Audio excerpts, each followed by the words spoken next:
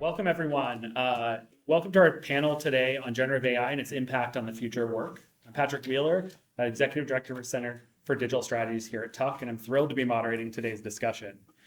The COVID-19 pandemic brought the future of work into sharp focus, sparking debates about remote work and flexible arrangements.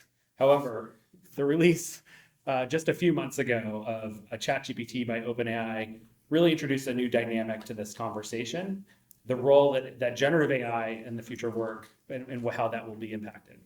Today's panel will explore how AI will change the way we work, and we have a distinguished group of Tuck alumni working in the space to share their insights with us.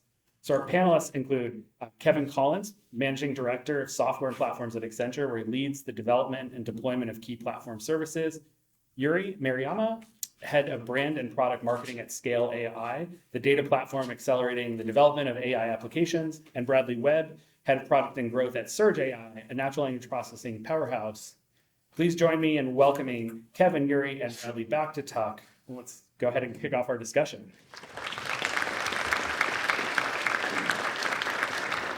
Right. So I'm going to start with Bradley here for a sec. So about a year ago, some of the second years in the room may remember, you were here about a year ago, maybe a little bit over a year ago. And at that point, we were talking about what was coming, and GPT-3's capabilities, et cetera. A little bit's happened in a year. Do you want to kind of start by maybe kind of thinking about what's gone on in the last year from where you sit? Sure. Yeah. So I think last year we were talking about what was to come. Language models have been a thing that we've all lived with for a really long time, right? That we maybe haven't recognized, right? Like if you have used Gmail at any point in the last 10 years, you've been working and interacting with a large language model that you just didn't kind of observe as a large language model. And so the advent of the language model is maybe not as interesting as the advent of the chat interface that OpenAI created, but what it's really done is bring the salience of these models and kind of their power to the fore in a way that's like really interesting, but also in a way that has kind of changed what we expect from these models, right? Google's language autocomplete isn't really that interesting, right? Like it maybe might complete your sentence, maybe it won't. Whereas the language models that we see with OpenAI and Anthropic, they follow commands, they like respond to questions, they seem really interesting and really intelligent. And that has really kind of changed how we think about the way they can be used. Whereas before, if I started a sentence, Google's was just going to complete that sentence. Now, if I start a sentence, it's going to come up with a bunch of stuff that might be really interesting and might be really useful, and I might be able to use to solve a problem that I couldn't have solved before. And I think that evolution kind of was something that I'm sure we saw coming, and probably something that you guys saw coming in the work that you were doing, but I think was really novel for a lot of people. And so when it burst onto the scene, everybody saw that as this like big change in the ecosystem in a way that I think is really interesting for how we apply it to business. And as soon to be business managers, you have to think about how you're going to apply to the work that you're doing and how you take that and how it changes the dynamics of the industries you're joining, right? How does it change the unit economics of the value that you're delivering to your customers? And what does that mean for how you change your supply chains and think through kind of how you deliver value in service industries? I mean, how many of you are going into consulting, right? Like I can ask ChatGPT to probably give me the same advice that you're going to give me. I suddenly don't care about your advice, right? And so that changes the dynamics of your industry. Now, I'm sure that your advice is much better than ChatGPT. But it is really interesting for you to think about and start to internalize now, because it will have an impact in your sectors, regardless of whether you're in tech or not. And I think that's what's really interesting. And I'm sure Yuri is seeing a lot of this because of you guys' focus on vision and kind of how that expands to kind of non-traditional industries, manufacturing and things that have been working on these problems for a really long time.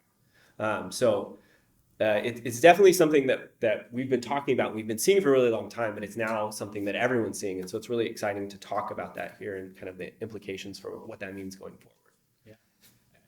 Yuri, I think, Scale is someone that as a company that started really in the computer vision space, and now you're also have added significant capabilities in the kind of language and generative AI space. Can you talk a little bit about kind of where the role of Scale is right now in the space? Yeah, so we kind of joke at Scale that a lot of this is like a 5-year overnight success, because a lot of this has been, as Bradley said, we've been working on this for many, many years. And it's exciting that it's finally seeing so much excitement and adoption. So as Patrick mentioned, Scale AI, we really started focusing on computer vision problems, specifically in the autonomous driving space. But even 5 years ago when I first joined Scale, I think we started seeing some of this happen. So we actually have been working with OpenAI for 5 years, and the landscape has changed quite significantly. But we're working with a lot of the same folks that I think Bradley is working with to really develop and fine tune a lot of these models. And I think where we're seeing next is, again, there's a ton of excitement in traditional enterprises to start adopting this, but there's still a lot of question about, how do you apply this? How do you actually make it work for your specific organization? And there's a lot of open questions that I think Kevin can help answer here, but there's a ton of excitement there and opportunity. Great segue to Kevin. Kevin, you're at Accenture. You've been at Accenture for a while, worked with a lot of really interesting companies over the years. What's Accenture thinking about in this space? Broadly speaking, where are you seeing this go next? So I work with software and platforms companies, so they tend to be early adopters anyway. And so what they're dealing with right now is this. All of their employees have adopted things, random tools, different stuff. They're trying things out. And so it's a little bit of a risk mitigation of what are they doing? What are they sharing? How's the data being used? There's a lot of that happening. And then at the same time over here, the CIO organizations are saying, okay, but how do we do this at a firm level? What do we need to do with our data? What do we need to do to upskill people? What do we need to do with all of these companies that have come out that say that they can solve our problems? Which ones can, which ones can't? What are the risks? What am I willing to share in terms of my data outside the walls? And so the big questions that we're getting asked every single day is, what do I need to do with my data to take advantage of this stuff at an enterprise level with the kind of security and constraints around it that means I don't go and blow something up? Yeah.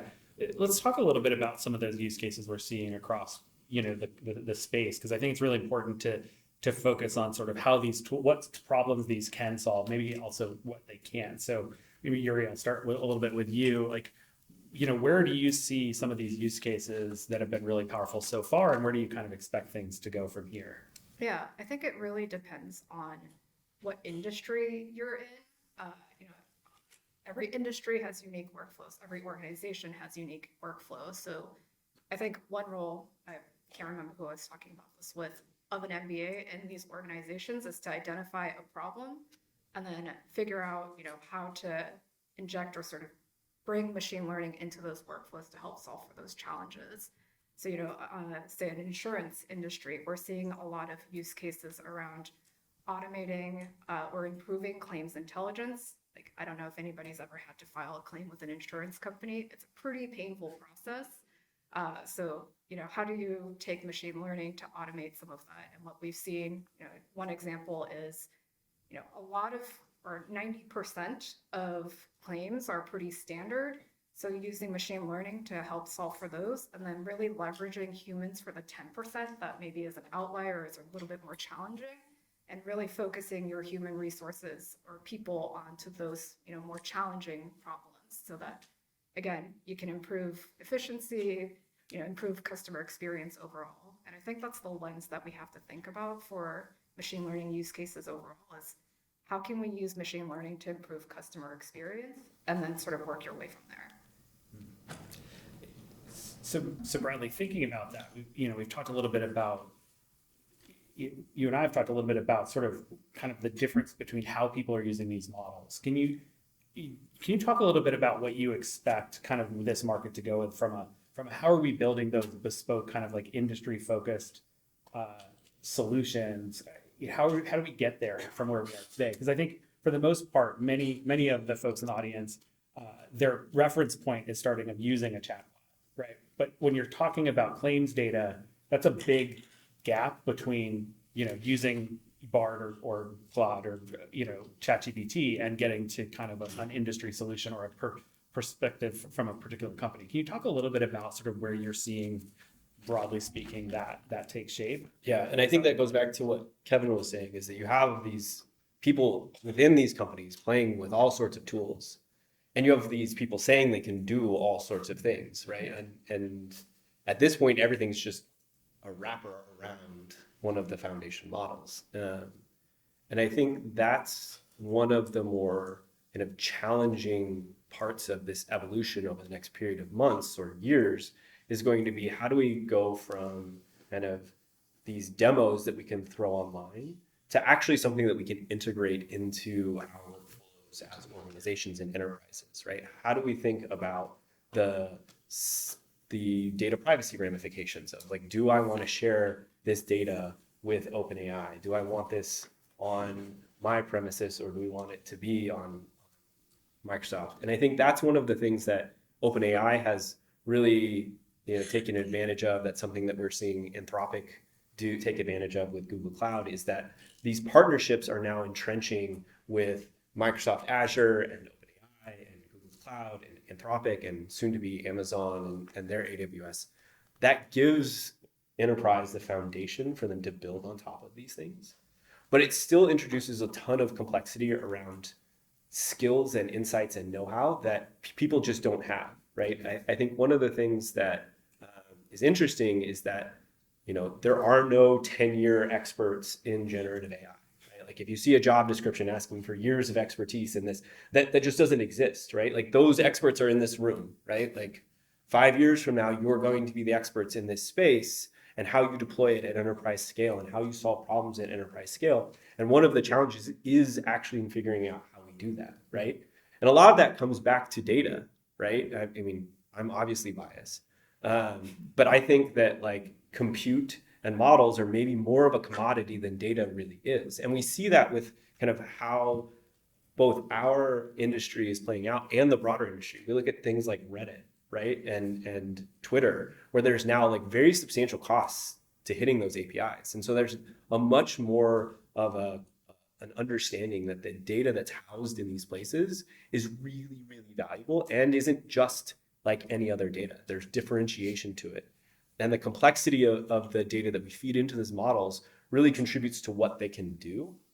And so, on top of having AWS and Azure kind of provide that, like, base security level, it's really about how do we take advantage of the data that we feed into it to get it to do unique and interesting things. How do we take advantage of my insights as a partner at a consulting firm to create an application that solves problems for my customers that's unique to my insights and the things that I have, the experiences that I have that deliver value. And so you as Tuckies, as MBAs, with your experience, how do you take those problems and solve those problems for your customers in ways that's unique to your insights that your competitors and your counterparts just can't solve for? Just to that point, though, on you all being the experts, one of the things that we've seen with cloud, and we saw going back and back in every technology innovation, is people in the companies don't know how to recognize a problem that can be solved by these tools, and they don't know how to set the tools up in a way to solve those problems. And so that skill set becomes incredibly valuable as it starts to come out, because it's not something that people have. They have to learn. Yeah, and the entire industry is actually is built to avoid those things, right? Like, it's not just that they don't know how to do it. It's like their entire business is built around not allowing those things to happen, right? So you reference foundation models. Can you give us just for those that maybe haven't been paying quite as much attention, like the explosion of kind of these models allowing us to do new things, and we've talked a little bit about this, but, like, what is a foundation model? Sure. And how is that different from the way we used to think about deploying kind of AI? Totally.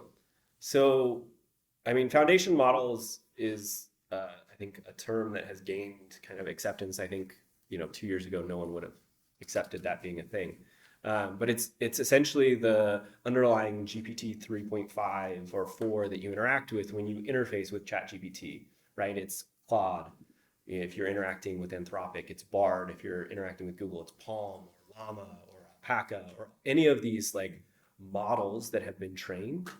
And And some of them have been trained further than others, right? So like some of the open models are checkpointed at a much earlier point than these big models by OpenAI. OpenAI spent tons and tons and tons of resources to train up billions and billions and billions of parameters into their model that allow them to have these very broad sets of skills. All of those parameters plus all of the training data that firms like ours and Yuri's input into those models are what give it those capabilities. And then the open models like Flan are checkpointed earlier and then are then fine-tuned into more specific solutions, but are still kind of broadly speaking part of this class of foundation models that make up kind of a general large language model of n billion parameters that you can then get to do one of these things. And getting them to do these things is not as simple as just turning them on, right? Like going back to the Gmail example, right? If you just use a language model as it was kind of designed, you're just going to get it to autocomplete, right? And so part of what these companies have done, OpenAI, is actually instruction train them so that they follow directions, right? And a lot of that then comes back to the fine-tuned data that we input into these models and how that influences their ability to then do things when you tell it to do things rather than just continuing the sentence. Because at their base, all these models are statistical models that predict what the next word should be, right? Like that's all they're doing. There's no intelligence in what these, like there's not like a person back there thinking and like building a mental image of what you're asking for. It's a model that predicts what's the next word. What's the next word after that? And given all of the words that we've seen, what's the next word after that, right? And so the instruction fine-tuning and the kind of the parameters you put in kind of build the context for what it should come next. But the interesting thing there also is just we talk about it with language because it's the example that's in our face. But those prediction techniques would work with all kinds of sequential data. Right. I mean, it could be music, it could be proteins, it could be like there's so many different things where the same technique will apply for different kinds of data. Language is just the beginning. Yep. Yeah. So let's stay there, Kevin. Like, where do you see some of this going? Like, where are some of the cases that you're thinking about from Accenture's point of view of like, hey, these are some of the things we might generally be seeing next? I mean, Not to from biotech, drug discovery, interactions, like all of these things in medical is a huge deal. Obviously, they have massive data protection needs, so there's a big sensitivity there. Financial services, we're getting lots there. The sort of obvious things where we all started, sales, customer support, a lot of that is about how you get it embedded and adopted in your organization. It's much more about how. But on these kind of what questions in emerging areas, I think really biotech, healthcare, those areas, really, really interesting. I think financial services is another one that'll be really, really interesting. But we're even getting calls from comms companies and media companies. And like, every single company that I talk to has some questions about this now. I can't remember the last time I had a conversation that didn't end up in this place.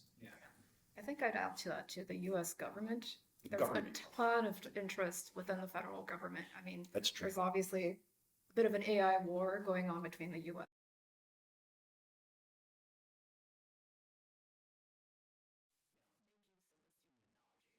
Yeah, it's interesting. I think there are various kind of points of view geographically around the world. Is that one of the limitations here going forward, right? When you think about the way that this will be regulated, the way they developed, the interoperability capabilities from different geographic regions, is that one of the risks here? Is that one of the concerns within the industry?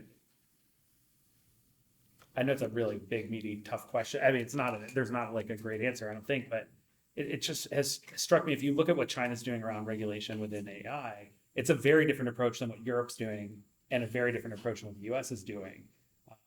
We used to kind of try to think about a lot of technology solutions as kind of transferable between geographies. Is this that way, or is this something different? I know China, you've had a lot of time in China, Kevin, leading business there. Well, I mean, look, it's great if you can transfer because we learn from more sources, we get better, we get more flexible, we get smarter. It's also fine if we don't. I mean, if there's some if there's some regionalization, things may go a little slower. Things may not be as possibly flexible as it could be, but it's still okay. There's still lots and lots of value there. And I think these guys can probably talk more about it, but there's some really interesting debate now as to whether just making it bigger is the right vector of advance. Like there's lots of other things that we can do besides just throwing more data at these things. And in fact, the compute, the compute load of just throwing more data at these things is leading a lot of people to say, well, what else can we do to advance the models without just scale?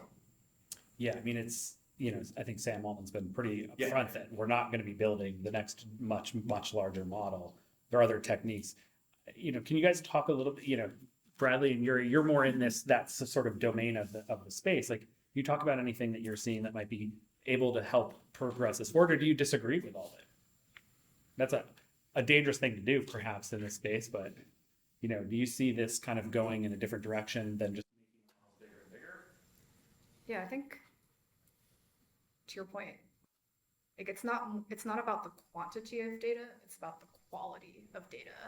And I think that's where enterprises, you have proprietary data that you can really leverage to make these foundation models really work for you. So I think over time, again, I guess I'm saying I agree with Sam Altman that it's not just about feeding tons and tons of data. I mean, it's frankly not sustainable to keep going that way. So it'll eventually shift more from just quantity to quality. And I think we're starting to see that now. Yeah. Yeah. I mean, there's at the scale of GPT-4, I think 100 billion parameters.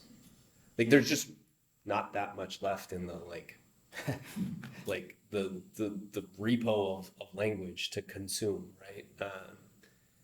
And so, just as like a practical sense, right? Like, sure, we can't keep making the models bigger. I like, in some sense, like Sam has an implicit like competitive reason to say that. So take that with a grain of salt. But I think the natural kind of long-term equilibrium that we believe will exist is that there will be lots of small models, right? Because these tools give people the ability to create a model for a thing that like you wouldn't have been able to create a model for, right? Like, how many of you guys have interacted with ChatGPT, right? Like you guys have all done it in a way that kind of you wouldn't have been able to do 2 or 3 years ago. You would have needed an ML engineer to essentially make a prediction on something that you hadn't made a prediction on before, right? And now you are your own ML engineers, which means there now are as many models as you have ideas in your head, right? And so what becomes unique in those situations is the idea that you have for that model and the data that you can input into that model to allow it to deliver that insight, right? So if you want to create the Kevin bot, right? Like we just start asking Kevin a bunch of questions and feeding that into the model, and suddenly you can now do twice as much work because your customers can interact with you or with the digital version of you, right? And that becomes kind of its own new model. And it doesn't have to be a billion parameter Kevin model. It can be trained on thousands of your interactions, right? And so that's where I think the foundation models lay this kind of like base for us to make these iterations on. I don't know what the next foundation models will look like. I mean, you have to ask Anthropic and OpenAI about that. Yeah. And like, frankly, the people that are building those things are much smarter than me. So like, I'm not going to even postulate as to like how many parameters, billions of parameters they're going to be. But I do think the way that we will all interact with them is through lots and lots of very small models that are tuned to this very specific thing that we want it to do. You think about like AutoGPT now, you still need the engineer to do that, right? Because we haven't set up to do it, but it's coming, and soon we'll be able to do it in the same way and start to use tools through these things and start to involve more complex problems that they can answer sequentially. Yep. When you think about the future of work, right, and making use of this in your everyday jobs, like where do you think that, maybe I'll start with you, Kevin, like where does this go? We've had a little bit of conversation around this. When you see Microsoft's Copilot announcements, and you see the impact that this is already having to software developers, for example, and the way that they write code, like Where does this go? Like, what are some of those changes that you would expect our audience as they go out into the world to experience as well as kind of make use of these tools? Yeah, I mean, maybe it's from where I sit, but I'm just a fan of the embedded model. I think a lot of the stuff is going to end up embedded, right? And so all the tools, Salesforce and Excel and all the tools are going to have these components built into them. And we're going to almost at a certain point stop noticing it because it's just going to be a helpful thing that's easy to use, that we know how to use, that we've done over and over again. And it's going to be embedded in our everyday in ways that it'll be hard for us to remember what it was like when we had to go through the problems that we go through now. What am I trying to solve? And can I go out here and get these guys to do it? And it's just going to be so enmeshed in what we do. And I think the important thing, back to the point that came up at the beginning, the important thing is that we don't lose focus on the fact of what these models do and don't do, because we have a tendency to just give over control a little bit, and can't do that. Not yet. Yeah. You're a marketer. Yep. Marketing tends to be the function that seems to get impacted almost as much as, if not more than any other function when significant technology changes happen. Where is marketing? Like, how is this going to really, or already is it changing marketing? And where do you think?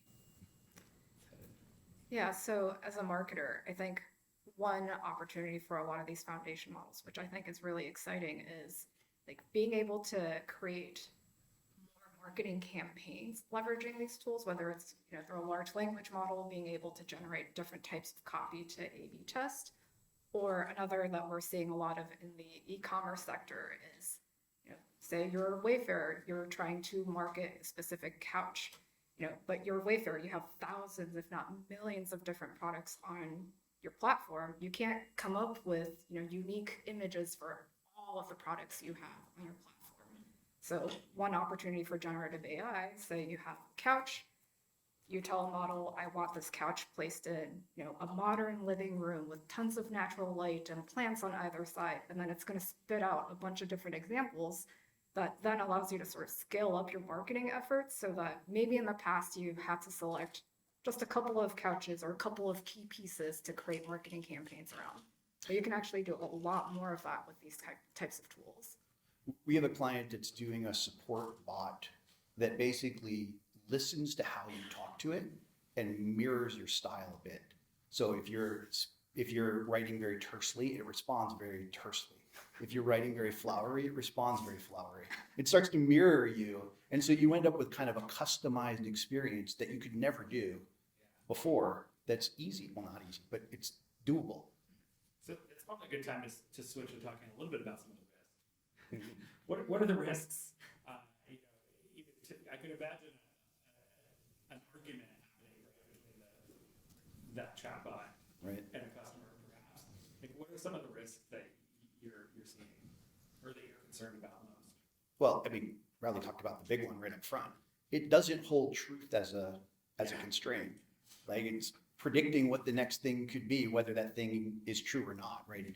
The example that my team has given me is it said, tell me the story of Thomas Henderson, the third president of the United States. It told me the whole story of Thomas Henderson, the third president of the United States, who never existed. Like a very detailed biography of how Thomas Henderson rose to become president. And so I think the big one there is that piece. I think related to that is the ability for these tools to be incredibly persuasive and to, at scale, persuade massive amounts of people in whatever thing. You think about the problems that we have with misinformation today, that can go 10x, 100x, 1000x, leveraging tools like this. I think that's a huge risk. It's not that the AI is going to take over. It's not how. It's that the AI is going to influence you to do something you wouldn't ordinarily do. Me. Yeah, it's that I'm nefarious. Right. And we have this thing coming up in of next year, like an election, where there's every incentive to produce volumes and volumes and volumes of just totally nonsense, like misinformation. And I can now do this at a scale that like I could never have done before, right? So like speaking of troll farms in the 2016 election and like their effect on that, right? Like the effect of this in the next election is going to be massive, right? Like the hype cycle will explode when everyone realizes the effect that this will have on that election and that the knock-on effects of that towards this election, because it will just empower anyone that has any reason, whether it's like nefarious or just like, you know, somebody being a troll and wanting to like make up a bunch of stuff, right? None of us have ever done that. And so like I think that's like a real risk. And the other is just that like this equips people who are not experts in a way that they perceive themselves to be experts, right? Like, how many of you are in here are engineers? Okay, so a handful.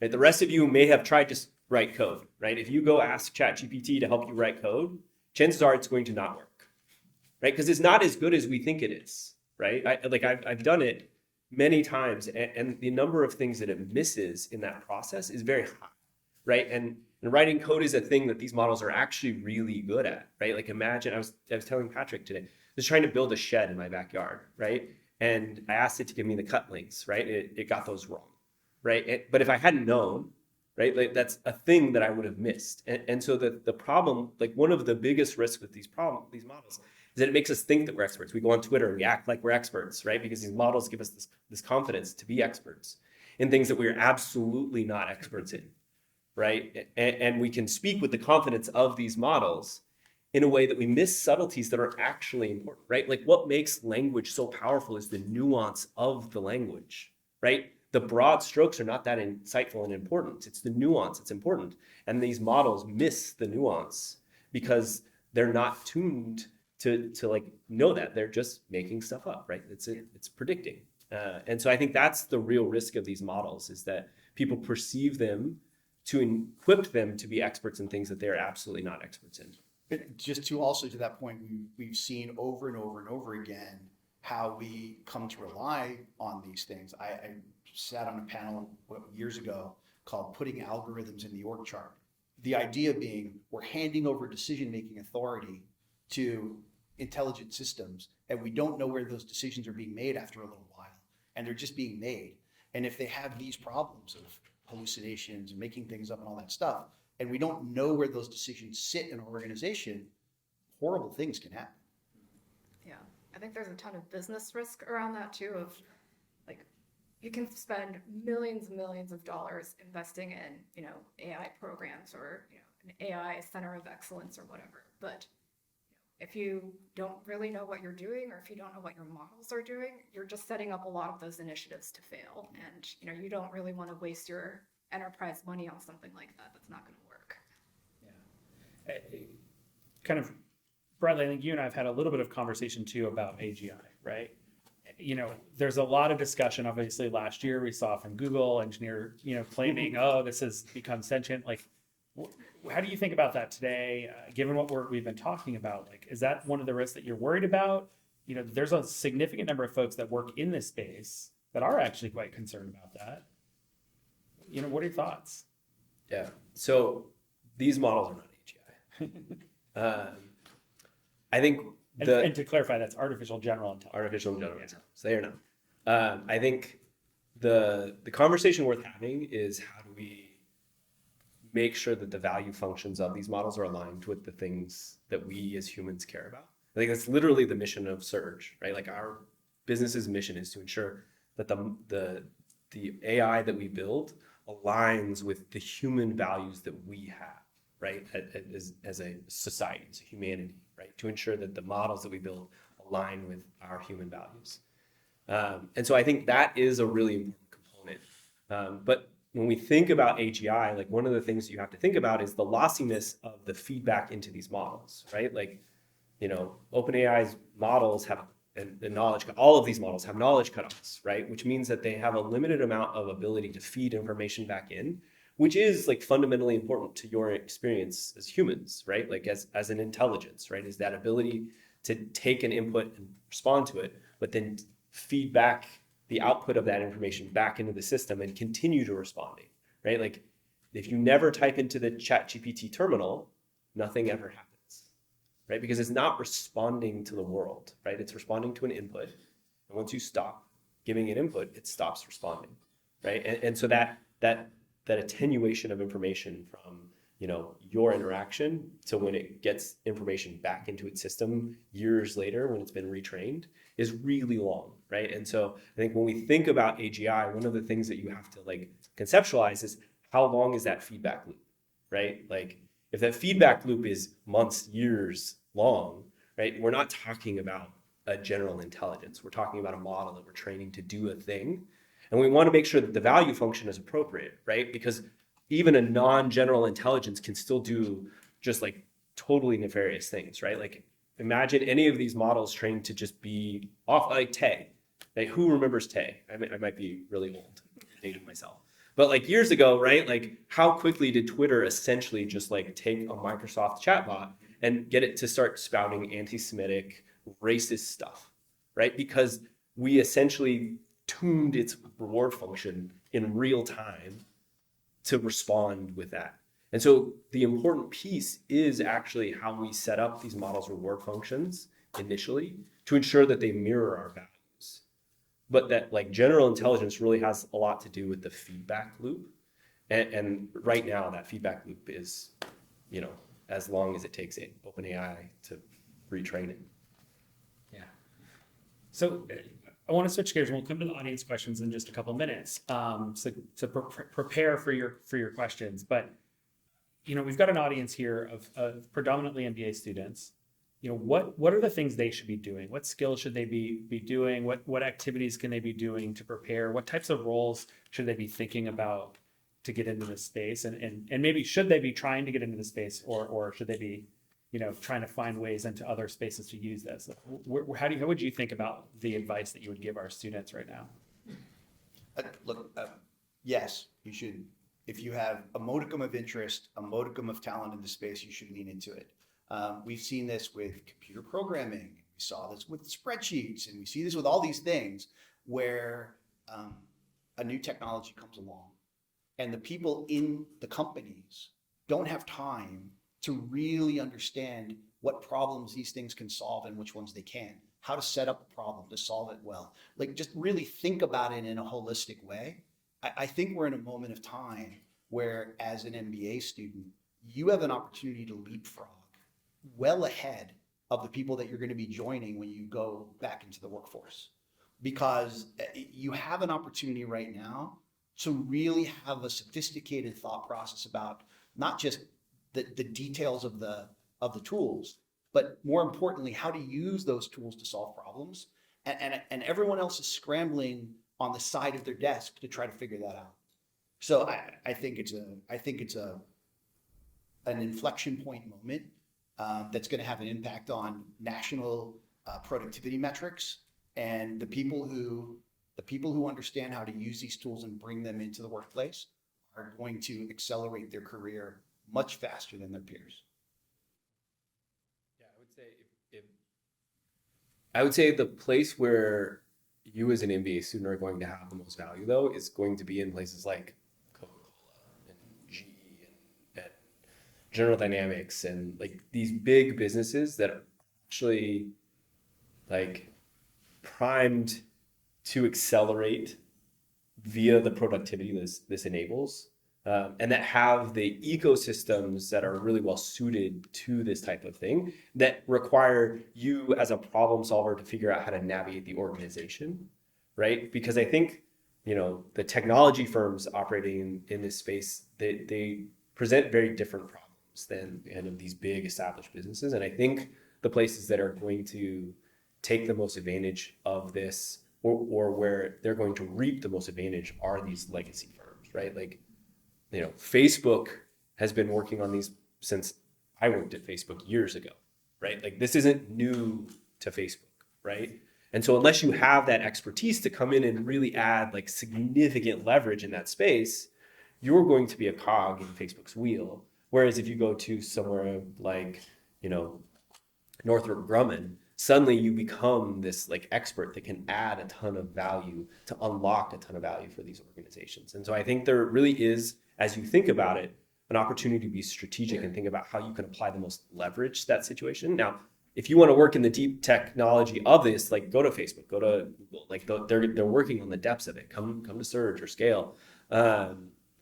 But like if you're thinking about the way that you can unlock the most value in your career, I think the big firms are places where there's the most opportunity for disruption. Yeah. And I don't think there's like one particular skill that I'd recommend for everybody. Each person, you as an individual, you have your strengths and weaknesses. And, depending on what types of roles you're interested in, there's different things you need to learn. So, for a marketer like myself, I do like figuring out how you train these models, how these things work. But what's more important for me in my job is taking these technical concepts and being able to translate that into business value.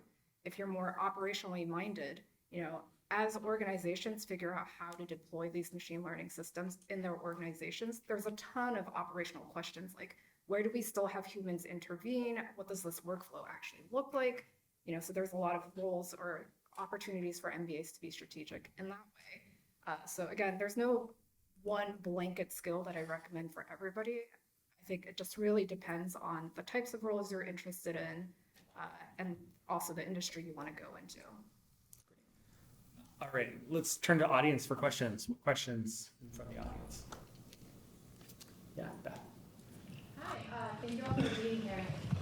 So my question is about the shortage of software developers that we've seen and the growing demand for software developers. Given how good ChatGPT is at writing code, do we think that it will actually have a significant impact on the software developer shortage? Or as we make these more specific models, do we see that demand getting even worse?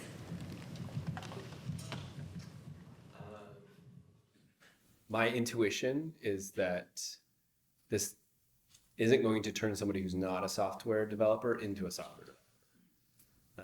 It's going to take somebody who understands the fundamentals and make them better, faster, right? Like I was talking to Professor Shumsky earlier today, and one of the things I said is that like this actually makes it much easier for me to debug my own code, or to answer some very like specific question that I have about like how this certain package works. But that when you kind of delegate over total control to the model, that it is not good at kind of holding all of the pieces of the system, these complex systems in context, right? Like, what does my database architecture look like, right? And how does that affect the code that I'm writing? And the 6 or 7 other files where that like might have some sort of impact, right? As the models get better, that might change, right? Like it might change as, GPT, one of the things that's cool about GPT-4 is it holds more in context, right? So maybe it's able to hold more of this like complex architecture into context, right? And as you deploy it into your code base, maybe it can kind of hold all of those pieces in context. But a lot of the problems that you're solving as a software developer are like, how does this thing from my code base interact with this package that's external, and like how do these pieces flow back into the business logic that I'm trying to solve for? So, I mean, I think it's maybe possible, but I think that in the very least in the near term, in the next few years, it's going to take developers and make them better, but not replace their skills entirely. But the idea there is actually really powerful, right? The ability to take an existing developer and improve their productivity is really useful. I saw a stat recently that said that for people who turned on Copilot, the programming helper, right, it did 40% of the coding for those people. So I mean, just think about the productivity improvement. And also, the great thing is a lot of the stuff it does is not the super value added part that the developer is then going to go do. So then they can go and focus on the real problem. Yeah. Well, and like what makes good developers are actually not their ability to write code, but it's their ability to understand the business problem and what they need to build to solve that problem, right? And so, 40% of my code is great, right? Because now I need 4 fewer developers, right? But it still requires you to hire people who can understand kind of that broader context.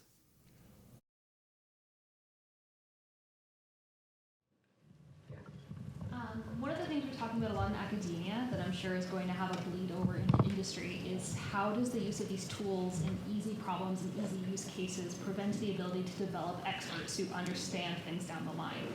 And I was wondering if you could talk at all about how you're thinking about that within your companies, where the tool's picking up 40% of the coding and it's the easy coding. That's great when you already have an expert. But what about the experts 10 years from now? And do you see that having an impact on them, and how is that going to change the decisions and the hiring decisions and the roles they're having in business? The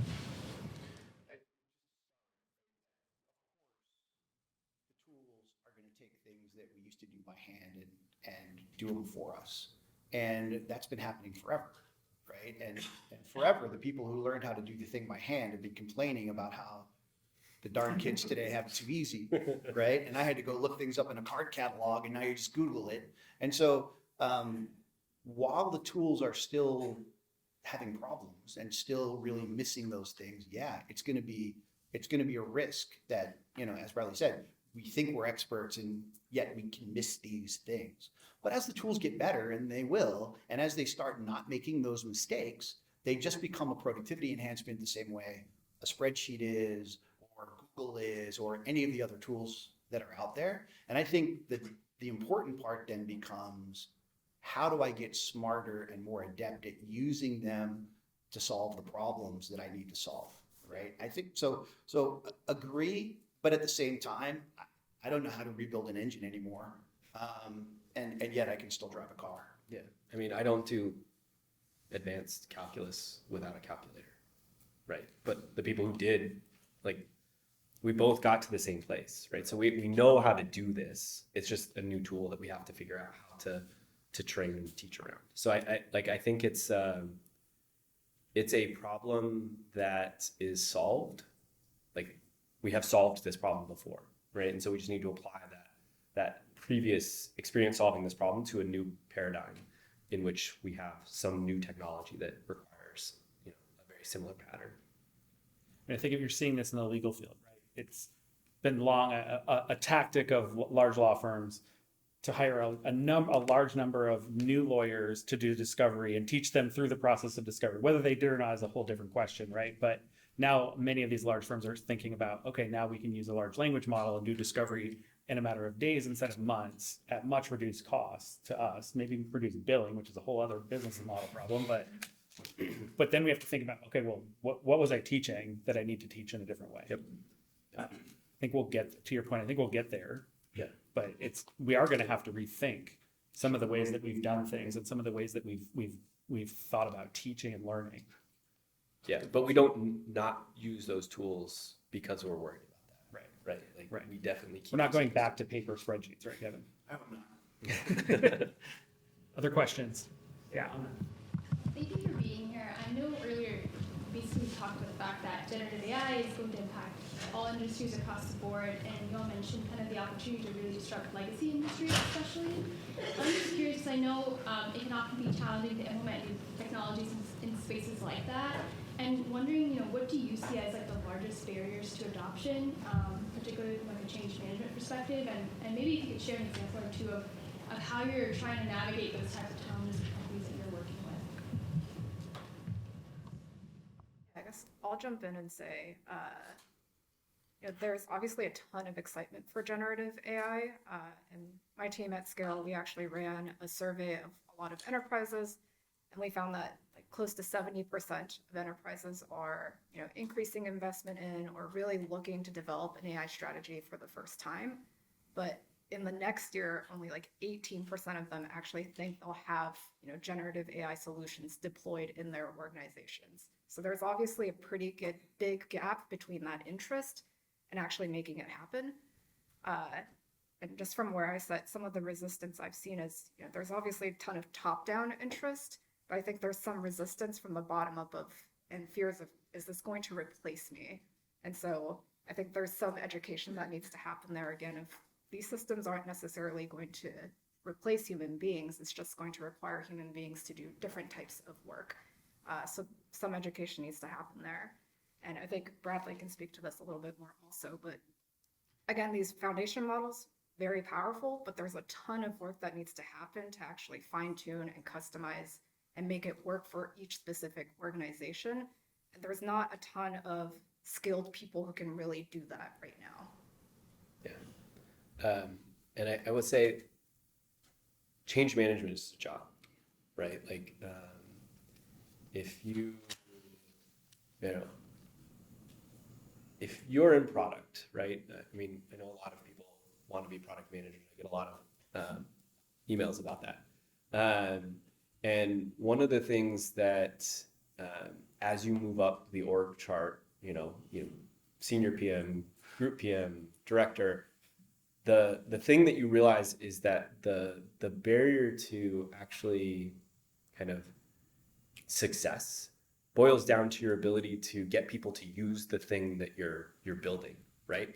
And oftentimes that has nothing to do with the utility of the thing that you're building, right? Like you can build the coolest widget that does everything possible, but the challenge is actually getting people to use it. And it often has nothing to do with like, does it solve my problem? But, can I get the IT guy to like turn it on, right? And can I talk to the right people to get them to use it? And so the challenge is always going to be thinking about that problem first, right? Like, yes, solve the problem, but then as you're doing that, think about how are we going to get this into the hands of the people that need this to solve this problem at scale, right? How do we think about change management? How do we think about taking that burden off of our customers, right? Like one of the things that I've seen the most successful when it comes to deploying products is actually realizing that our customers are bad at change management.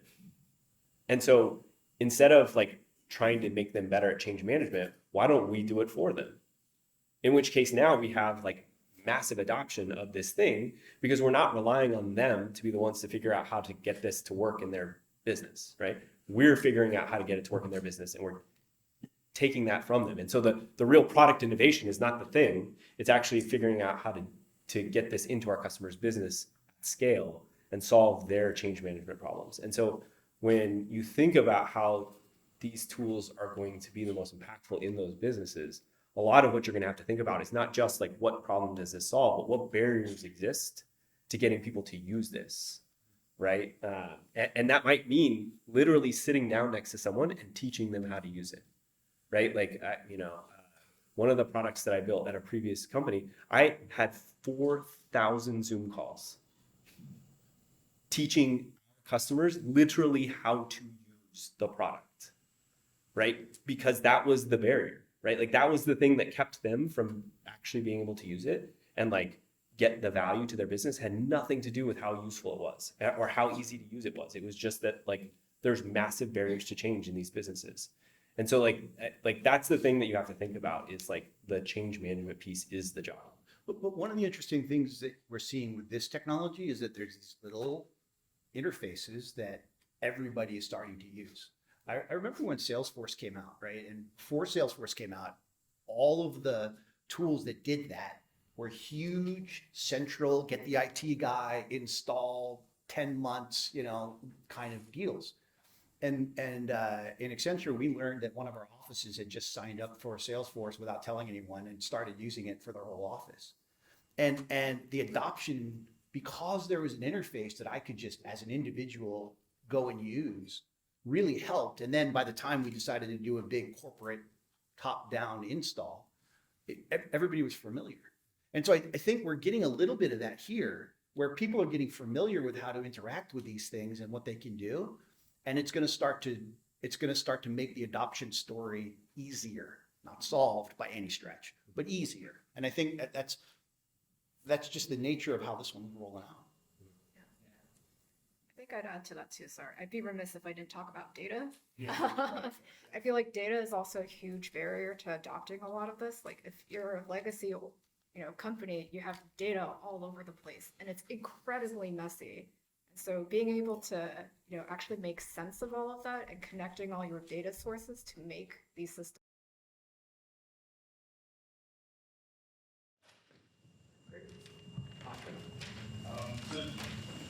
Question around just the concentration of productivity. Will it likely be within the kind of top 10% or white collar workers? Largely, do you also see this productivity gain coming to blue collar workers, gray collar workers? Is that something that you're seeing and observing as well? My company released a study a while back that said that the estimate was 40% of hours worked will be impacted. And that's top to bottom of organizations. Now, that was done by looking at some BLS and other kind of productivity data, categorizing it into a whole bunch of categories, subcategories. And then because my company does a ton of this work, they know how it works. They went in and looked at where it could impact 40% of hours. Now, that was in two categories: replace, automate, but also augment. And I think the problem, one of the other adoption barriers that we have here, is that we're always talking about replace. Oh, I can get rid of 20 people, 30 people, but we don't talk enough about augment, right? And I think there's so much power in augment here that we should be talking.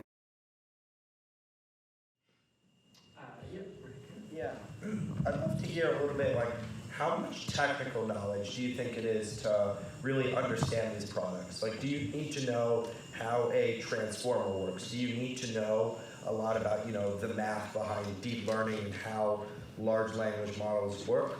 Or would you suggest kind of like reading and learning about like how people are using them? I think it depends on what you want to do. Yeah, absolutely. We're deep in the weeds of the infrastructure stack, which means it does matter, right? Like understanding how transformers work, right?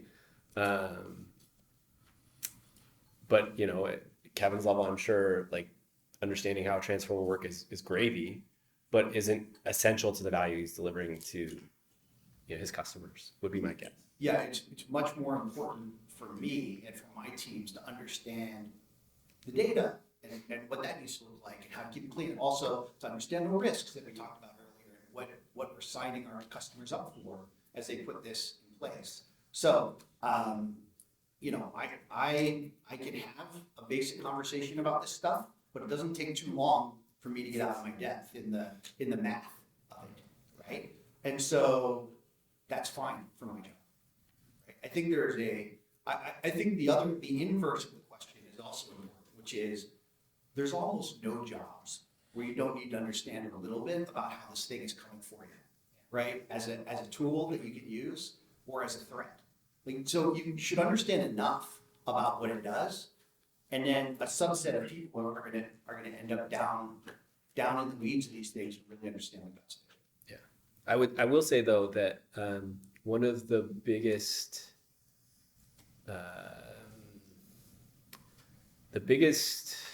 risks is to be someone who's hand wavy about the details at whatever depth you're supposed to be at, right? So if you are at a depth, you should understand the details that are relevant to that depth, right? I can't tell you how many people I've worked with who were hand wavy about the details that are relevant to their depth, and it impaired their ability to deliver value and like be impactful, right? So if you're at our depth, you had better go figure out what you need to understand about, LTSM and transformers and all of the like architecture that undergirds these models and how, compute influences that and kind of the scaling laws of data and not be hand wavy about the deals because it matters, right? Like it matters to our customers. Like this stuff is important and not important because like it's important, but important because like it influences what we build and how they build and the value that they get. So I would say like, don't be hand wavy about the details. Like at whatever depth you're at, don't be hand wavy about the details. This has been fantastic. We're up on time. We'll continue to have conversations like this here at the Tuck School for the foreseeable future. And really excited. In just 2 days, Professor Alba Taylor will be kicking off our Generative AI Sprint course, which is the first kind of Generative AI focused course at Tuck this Wednesday, I believe. So a lot of exciting things happening here in the space and adapting. And Tuck has really, from the top on down, has done a really wonderful job of embracing the challenge and the opportunities here. So this is part of that. So thank you very much for coming back and sharing all that you know with our students. Thank you. Thank you.